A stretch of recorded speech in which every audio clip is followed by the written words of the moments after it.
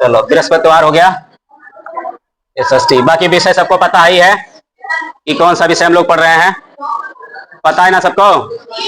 आधे, पहली चीज तो संख्या आधे इसीलिए कम है कि वाहन जा नहीं रही है, तो 3-4 वाहन जा नहीं रहे, तो कम से कम 10-15 लोग तो वाहन के ही रह जाएंगे।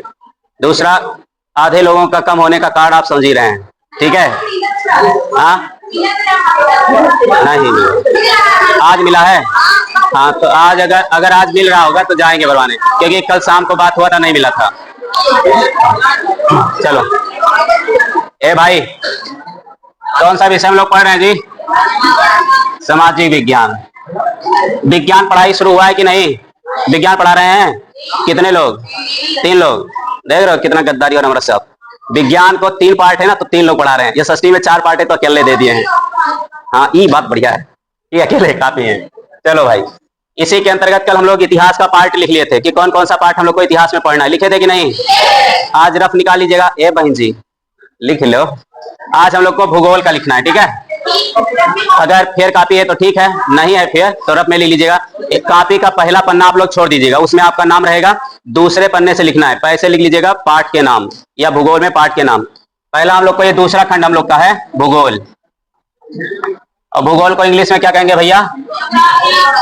जियोग्राफी, ठीक है। सभी खंड के हिंदी और इंग्लिश नाम याद रखना है सबको।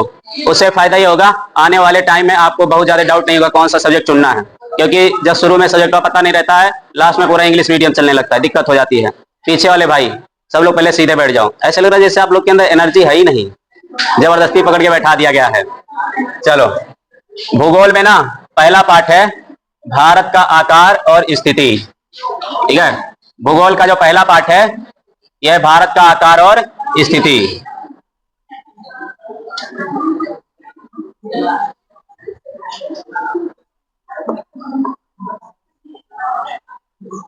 ठीक, पहला पार्ट ले लीजिए, भारत के आकार और स्थिति। दूसरा, हाँ ये अप्रैल में ही पढ़ा दिया जाएगा। फिर अगला आपको पढ़ना रहेगा भारत के भौतिक स्वरूप। दूसरा पार्ट रहेगा भारत के भौतिक स्वरूप, भारत के भौतिक स्वरूप।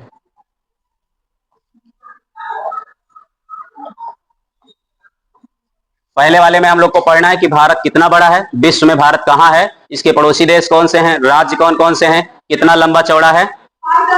जो दूसरा है इसमें पढ़ना है भारत के भौतिक स्वरूप, माने भारत है कैसा, इसके भूभाग कैसे हैं, नदियां कौन कौन सी हैं, ये सब, ठीक है। सत्र वत्र क्या डालोगे भैया? डाल दिया, अच्छा किए। तीसरा वाला पार्ट हम लोग को पढ़ना है अपवाह। एक चीज याद रखिएगा, यहाँ पे जो अपवाह लिखा है, इस अपवाह का मतलब वो वाला गांव वाला अपवाह नहीं है। इस वाले अपवाह का मतलब है नदी तंत्र, ठीक है। अपवाह का मतलब क्या हो जाएगा? नदी तंत्र। इस वाले पार्ट में पढ़ना रहेगा। फिर हम लोग को चौथा पार्ट पढ़ना है जलवायु, जलवायु, ठीक है। अपवाह, उसके बाद जलवायु। अपवाह वाले में नदी तंत्र होता है कि भारत में कौन नदी किधर बहती है और भारत में कौन कौन सी नदियां हैं। जो जलवायु है, इस वाले पार्ट में हम लोग को पढ़ना रहेगा कि भारत में जलवायु कौन कौन सी पाई जाती है, ठीक। एक पार्ट और है प्राकृतिक वनस्पति तथा वन्य समाज, वन्य प्राणी, प्राकृतिक वनस्पति तथा वन्य प्राणी।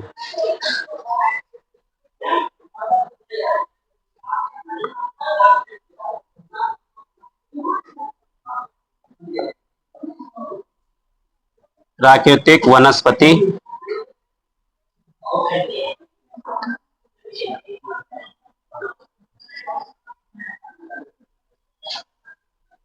तथा वन्य प्राणी, ठीक। फिर इसी में एक चैप्टर और है, पाठ नंबर 6, सबसे बढ़िया चैप्टर यही है, जनसंख्या। इस चैप्टर को ना स्पेशल आपको पढ़ने की जरूरत नहीं पड़ेगी। जब तक ये वाला चैप्टर सब खत्म होगा तब तक आप उसके बारे में बहुत पहले से बहुत सारा चीज सीख चुके होंगे, ठीक है। क्योंकि जो जनसंख्या है वो इतने में सिमट जाता है, लास्ट में आपको पढ़ोगे लगेगा सारा चीज हमको पहले से ही आ रहा है, ठीक। पहला खंड, खंड का ही नाम याद रखिएगा। ये कौन सा खंड हो जाएगा?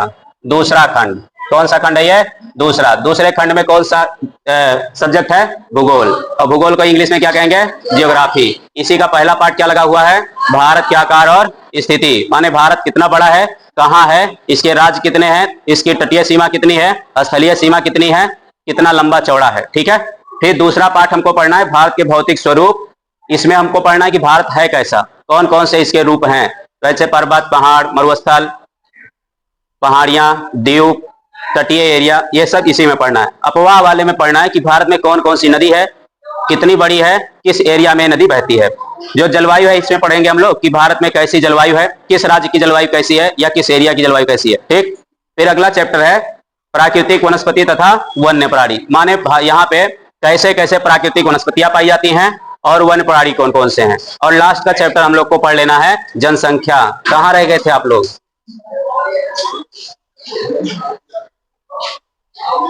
हो गया सबका? ये 2 खंड का है, इतिहास का और भूगोल का। कल हाँ, कौन कौन से महीने में ये बता दें? कह दो, सबसे ज्यादा जरूरी यही था। देखो इसमें जो पहला वाला है ये भारत का भौतिक स्वरूप, इसको तो हम लोग अप्रैल में ही पढ़ेंगे। ठीक है। इसके आगे लिख लीजिएगा अप्रैल, इसको हम लोग अप्रैल में पढ़ लेंगे। फिर इसके बाद दूसरा वाला हम लोग को पढ़ना जुलाई में, भौतिक स्वरूप पढ़ लेंगे हम लोग जुलाई में। जुलाई में नहीं, इसको एक महीना हम लोग अपने हिसाब से आगे कर लेते हैं, मई में। मई में इसको हम लोग पढ़ लेंगे जुलाई में। हट जाए, इसको पढ़ेंगे हम लोग जुलाई में। इसको पढ़ लेते हैं अगस्त में, एक महीना हम लोग आगे रहेंगे। ठीक है। और इसको पढ़ लेते हैं सितंबर में।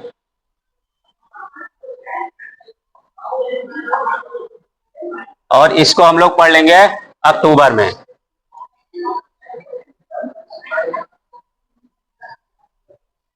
ठीक। पहला पार्ट इतिहास का सबको समझ आ गया है? जितने लोग को समझ में नहीं आया है एक बार घर पे बुक उठा करके पढ़िए। ठीक है। क्योंकि एक बार घर पे बुक उठा के पढ़ लोगे तो 50% बात समझ आ जाएगी, क्योंकि यहाँ सारा मैटर सुन लिए हो। उसके बाद ही जैसे आप घर पे पढ़ोगे आधा उसमें समझ में आएगा, उससे भी समझ में नहीं आएगा, यूट्यूब चैनल पे जाइएगा, सारा वीडियो पढ़ा है, एक बार फिर से रिवीजन कर लीजिएगा। कहने का मतलब है 9th को एकदम अच्छे से पढ़ते हुए चलना है, क्योंकि अगर 9th कमजोर हो गया 10th में बहुत दिक्कत पड़ेगी, क्योंकि बेस जो है वो 9th में ही है। फिर आगे चल करके जब आपको 10th आएगा तो जितनी घटनाएं यहाँ हो रही हैं सारा चीज पढ़ने को मिलेगा नया वर्जन में 10 में। इसलिए आपको पहले से ही 9 से ही तैयार रहना है कि 10 की बोर्ड परीक्षा हमको देना है। ठीक है। सबसे बेहतरीन काम यह है रेगुलर स्कूल आना है, यहीं पे जितना पढ़ाने वाला काम हो यही सुन लीजिए, जो लिखने का काम रहे घर पे समय निकाल करके लिख डाला करो, क्योंकि यही नोट्स पूरा करोगे तो जिसका पढ़ रहे हो उनका भी चला जाएगा, दिक्कत हो जाएगी। ये हो गया सबका। अब आप लोग इतिहास वाला पार्ट खोलिए, कॉपी इतिहास का निकाल लीजिए। आज हम लोग को कुछ लिखना है। कल उसमें महत्वपूर्ण तिथियां लिखे थे कि नहीं? हाँ, इतिहास वाले में हम लोग कुछ लिखे थे कि नहीं लिखे थे? आज हम लोग पहले महत्वपूर्ण तिथियां लिख लेते हैं। ठीक है। इसमें पहले चैप्टर में अगर किसी को कोई डाउट हो तो पूछ सकते हो, क्योंकि ये चैप्टर लिखाने के बाद खत्म हो जाएगा तो फिर अगला चैप्टर ही लिख लेगा, फिर दिक्कत हो जाएगी। लिखना शुरू किया जाए? चलो भैया, पहले आप लोग पाठ का नाम डाल लीजिए फ्रांसीसी क्रांति। इतिहास का पहला ही पाठ था फ्रांसीसी क्रांति, और उसके नीचे हेडिंग डालिएगा महत्वपूर्ण तिथियां।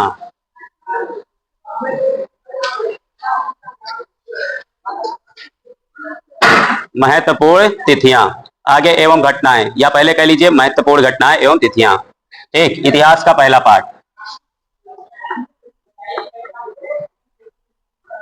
फ्रांसीसी क्रांति। फ्रांस किस महाद्वीप पे था जी?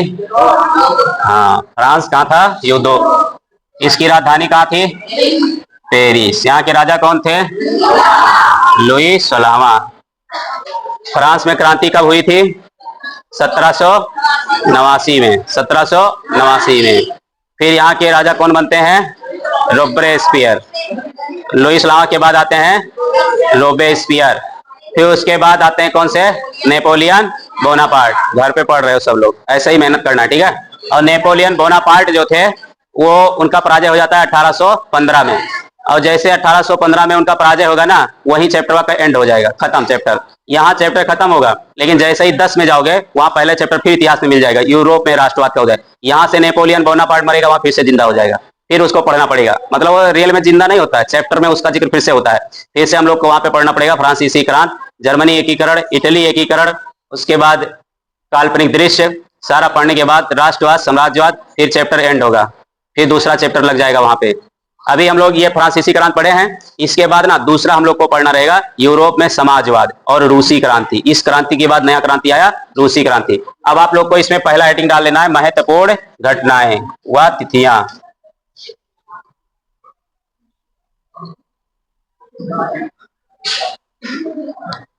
एवं तिथियां।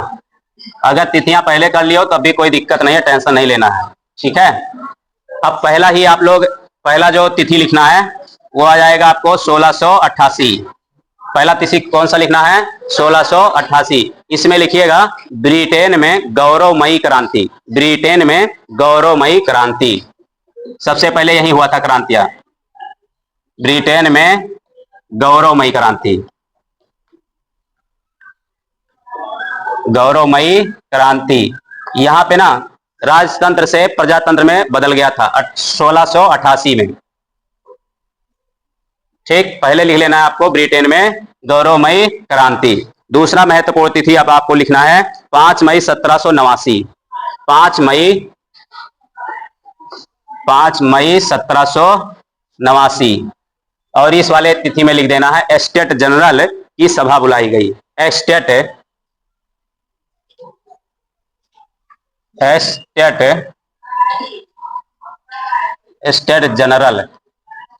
जनरल की सभा बुलाई गई। सभा बुलाई गई, बोल देंगे, लिख लोगे सब लोग। अब दूसरा सन आप लोग को लिखना रहेगा 14 जुलाई 1789। 14 जुलाई, जो ज्यादा महत्वपूर्ण है वही हम लोग लिखेंगे, ठीक है। 14 जुलाई 1789। और 14 जुलाई 1789 वाले में आप लोग लिखिएगा बास्टील का पतन हुआ। बास्टील का पतन हुआ। बास्टील लिखने के लिए बा पे आ का मात्रा, आधा सा, ता पे बड़ी मात्रा ला। बास्टील का पतन हुआ 14 जुलाई को। बास्टील नाम का एक किला था, उसी को ढहा दिया गया था। तो बास्टील का पतन हुआ जो निरंकुश शासन के पतन की पहली घटना थी। बास्टील का पतन हुआ जो निरंकुश, बास्टील का पतन हुआ जो निरंकुश शासन के पतन की पहली घटना थी। लिख रहे हो ना सब लोग? इसमें नहीं लिखे हैं? अच्छा, इसमें चलो। 14 जुलाई 1789 बास्टील का पतन हुआ जो निरंकुश शासन के पतन की पहली घटना थी। आगे लिख दीजिएगा फ्रांसीसी क्रांति की शुरुआत।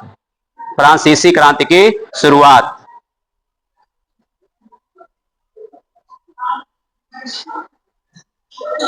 बाकी कल लिखवा देते हैं, ठीक है।